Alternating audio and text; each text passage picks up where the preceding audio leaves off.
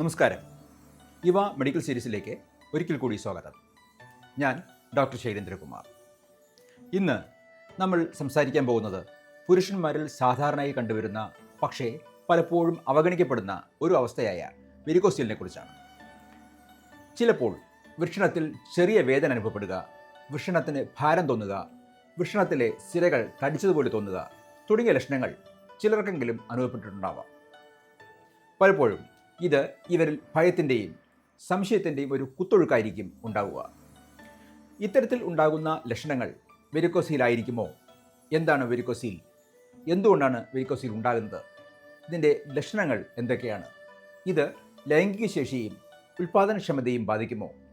ചികിത്സ വേണ്ടതാണോ? തുടങ്ങിയ എല്ലാ സംശയങ്ങൾക്കും ഉത്തരം നൽകുവാൻ വേണ്ടിയാണ് ഇന്നത്തെ വീഡിയോയിലൂടെ ലക്ഷ്യമിടുന്നത്. പ്രയോജനപ്രദമായ ഇത്തരം വീഡിയോകൾ നിങ്ങൾക്ക് സ്ഥിരമായി ലഭിക്കുന്നതിനായി ഇവ മെഡിക്കൽ സീരീസ് ചാനൽ സബ്സ്ക്രൈബ് ചെയ്ത് ബെൽ ബട്ടൺ ക്ലിക്ക് ചെയ്ത് ഓൾ എന്ന ഓപ്ഷൻ ഓണാക്കിയിടുക. ഒപ്പം കമൻറ്റ് ചെയ്യാനും ഷെയർ ചെയ്യാനും മറക്കരുത്.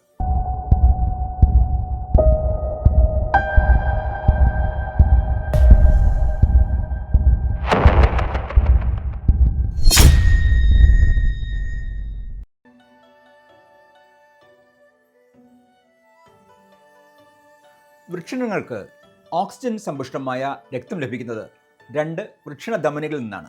അതുപോലെ ഓക്സിജൻ കുറഞ്ഞ രക്തം ഹൃദയത്തിലേക്ക് തിരികെ കൊണ്ടുപോകുന്നത് രണ്ട് വൃഷണസിരകളുമുണ്ട്. വൃഷണസഞ്ചിയുടെ ഓരോ വശത്തും പാംപിനിഫോം പ്ലെക്സസ് എന്നറിയപ്പെടുന്ന ചെറിയ സിരകളുടെ ഒരു ശൃംഖല വൃഷണത്തിൽ നിന്ന് പ്രധാന വൃഷണസിരയിലേക്ക് ഓക്സിജൻ കുറഞ്ഞ രക്തത്തെ കൊണ്ടുപോകുന്നു. ഈ പാംപിനിഫോം പ്ലെക്സസിൻ്റെ വികാസമാണ് വെരിക്കോസീൽ.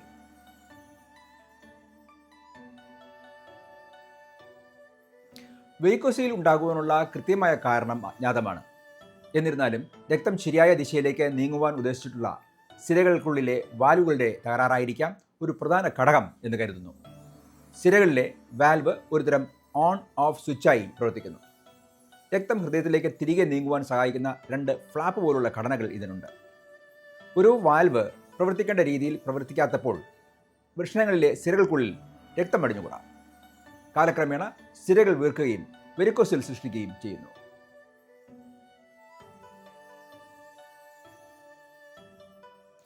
ഏത് പ്രായത്തിലും ആരെയും വെരിക്കോസീൽ ബാധിക്കാം. പലപ്പോഴും കൗമാരപ്രായത്തിലായിരിക്കും പലരും വെരിക്കോസീൽ ശ്രദ്ധിക്കാറുള്ളത്. വെരിക്കോസീൽ സാധാരണയായി പ്രായപൂർത്തിയാകുമ്പോൾ രൂപപ്പെടുകയും കാലക്രമേണ വികസിക്കുകയും ചെയ്യുന്നു. അവ ചിലപ്പോൾ അസ്വസ്ഥതകളോ വേദനയോ ഉണ്ടാക്കിയേക്കാം. പക്ഷേ പലപ്പോഴും ലക്ഷണങ്ങളോ സങ്കീർണതകളോ ഉണ്ടാകുന്നില്ല. ചില സന്ദർഭങ്ങളിൽ വെരിക്കോസീൽ വൃഷണത്തിൻ്റെ ശരിയായ വളർച്ചയ്ക്ക് തടസ്സമായേക്കാം.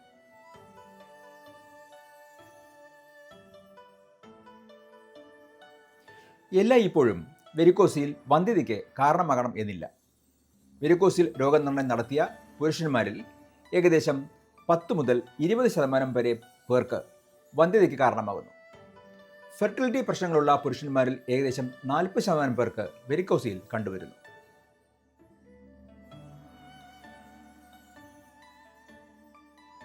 സാധാരണയായി വെരിക്കോസീൽ ഉള്ളവരിൽ പ്രത്യേകിച്ച് ലക്ഷണങ്ങളൊന്നും കാണാറില്ല. എന്നിരുന്നാലും ചിലരിൽ നേരിയ അസ്വസ്ഥതയോ വേദനയോ ഉണ്ടാക്കിയേക്കാം. ഇത് കിടക്കുമ്പോൾ പലപ്പോഴും കുറയുന്നതായും കാണാം. വൃഷണങ്ങളിലോ വൃഷണസഞ്ചിയിലോ വീക്കം അനുഭവപ്പെടുകയും ചെയ്യാം. വൃഷണങ്ങൾ ചുരുങ്ങൽ, വന്ധ്യത, വെരിക്കോസീൽ ബാധിച്ച വൃഷണത്തിന് മുകളിൽ ഒരു ചെറിയ മുഴ അനുഭവപ്പെടുക തുടങ്ങിയ ലക്ഷണങ്ങൾ കണ്ടേക്കാം.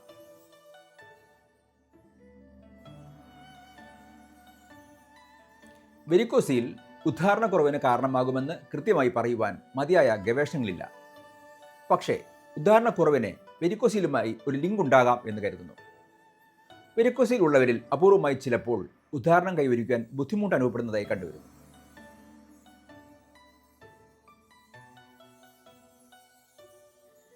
വെരിക്കോസീൽ ഉണ്ടാകുന്നത് കാരണം വൃഷണങ്ങളുടെ താപനില നിയന്ത്രിക്കുന്നത് ശരീരത്തിന് ബുദ്ധിമുട്ടാകും. സിരകളിൽ രക്തം അടിഞ്ഞുകൂടുന്നതിനാൽ വൃഷണസഞ്ചിയിലെ താപനില വർദ്ധിക്കുവാൻ സാധ്യതയുണ്ട്. ഇത്തരത്തിൽ രണ്ട് വൃഷണങ്ങളെയും ബാധിക്കുന്ന ഉയർന്ന താപനില ബീജങ്ങളുടെ എണ്ണത്തെയോ അല്ലെങ്കിൽ ഉൽപ്പാദനത്തെയോ ബാധിച്ചേക്കാം. ഇത് ചിലപ്പോൾ വന്ധ്യതയിലേക്ക് നയിച്ചേക്കാവുന്ന മറ്റ് പ്രശ്നങ്ങൾക്ക് കാരണമായേക്കാം. വെരിക്കോസീൽ പ്രായപൂർത്തിയാകുന്ന ആൺകുട്ടികളിൽ വൃഷണങ്ങളുടെ മോശം ആരോഗ്യം, വൃഷണ വളർച്ച, ഹോർമോൺ ഉൽപ്പാദനം, വൃഷണത്തിൻ്റെ ആരോഗ്യവും പ്രവർത്തനവുമായി ബന്ധപ്പെട്ട മറ്റ് ഘടകങ്ങൾ എന്നിവയെ തടസ്സപ്പെടുത്തിയേക്കാം.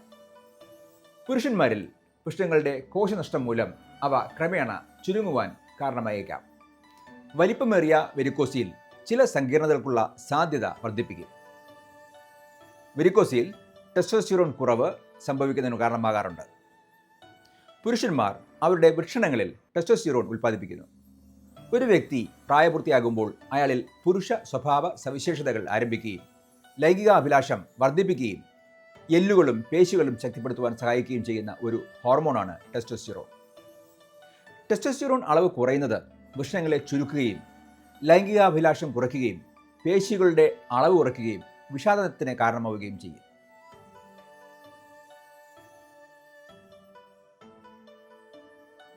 രോഗനിർണയത്തിനായി രോഗിയുടെ മെഡിക്കൽ ചരിത്രം അവലോകനം ചെയ്യുകയും ലക്ഷണങ്ങളെക്കുറിച്ചുള്ള ചോദ്യങ്ങൾ ചോദിക്കുകയും ശാരീരിക പരിശോധന നടത്തുകയും ചെയ്യുന്നു.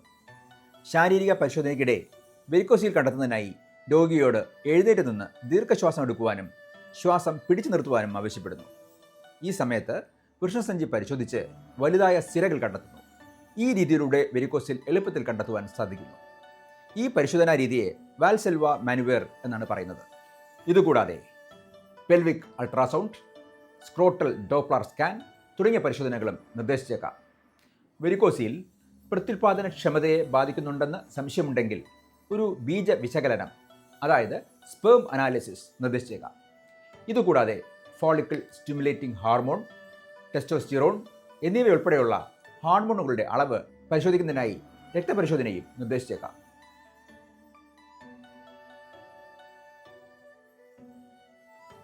വെരിക്കോസിലിൻ്റെ തീവ്രത വിവരിക്കുവാൻ ഉപയോഗിക്കുന്ന ഒരു സംവിധാനമാണ് വെരിക്കോസിൽ ഗ്രേഡിംഗ്. ഗ്രേഡിങ്ങിൽ പ്രാഥമികമായി വരുന്ന ഗ്രേഡ് 0 ആണ്. ഇത് ഏറ്റവും ചെറിയ തരം വെരിക്കോസിൽ ആണ് നിലവിലുള്ളത് എന്ന് സൂചിപ്പിക്കുന്നു.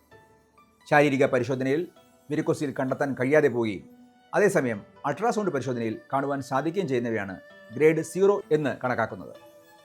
ഗ്രേഡ് 1 സൂചിപ്പിക്കുന്നത് സാധാരണ പരിശോധനയിൽ വെരിക്കോസിൽ കാണുവാൻ കഴിയാതെ വരികയും അതേസമയം വാൽസെൽവ മാനുവേർ എന്ന പരിശോധന നടത്തുമ്പോൾ മാത്രം കണ്ടെത്തുവാൻ കഴിയുന്ന തരത്തിലുള്ള വെരിക്കോസിലാണ് ഗ്രേഡ് 1 ആയി കണക്കാക്കുന്നത്. അതേസമയം ഗ്രേഡ് 2 സൂചിപ്പിക്കുന്നത് വാൽസെൽവ മാനുവേർ പരിശോധന നടത്താതെ തന്നെ കണ്ടെത്തുവാൻ സാധിക്കുന്ന വലുപ്പത്തിലുള്ള വെരിക്കോസിലാണ് ഗ്രേഡ് 2 ആയി കണക്കാക്കുന്നത്. പക്ഷേ അത് എപ്പോഴും ദൃശ്യമാകണമെന്നില്ല. എന്നാൽ ഗ്രേഡ് 3 സൂചിപ്പിക്കുന്നത് സാധാരണ പരിശോധനയിൽ തന്നെ വ്യക്തമായി കാണുവാനും അനുഭവപ്പെടുവാനും സാധിക്കുന്ന വലുപ്പത്തിലുള്ള വെരിക്കോസിലിനെയാണ് ഗ്രേഡ് 3 ആയി കണക്കാക്കുന്നത്.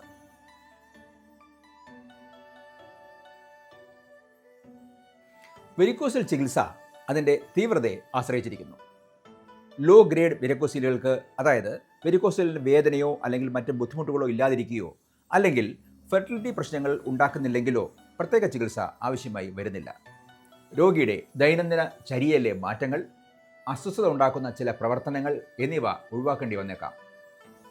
വ്യായാമം ചെയ്യുമ്പോഴോ ദീർഘനേരം നിൽക്കുമ്പോഴോ ഇറുകിയ അടിവസ്ത്രങ്ങൾ ധരിക്കുന്നത് ലക്ഷണങ്ങൾ കുറയ്ക്കുവാൻ സഹായിക്കും. വേദന ഉള്ള സാഹചര്യങ്ങളിൽ വേദനാ സംഹാരികൾ ഉപയോഗിക്കേണ്ടതായി വന്നേക്കാം. വേദനാജനകമായതോ അല്ലെങ്കിൽ പ്രത്യുൽപാദന വ്യവസ്ഥയെ ബാധിക്കുന്നതോ ആയ രീതിയിലുള്ള വെരിക്കോസിൽ പരിഹരിക്കുന്നതിനുള്ള ഒരു ശസ്ത്രക്രിയയാണ് വെരിക്കോസെലക്ടമി.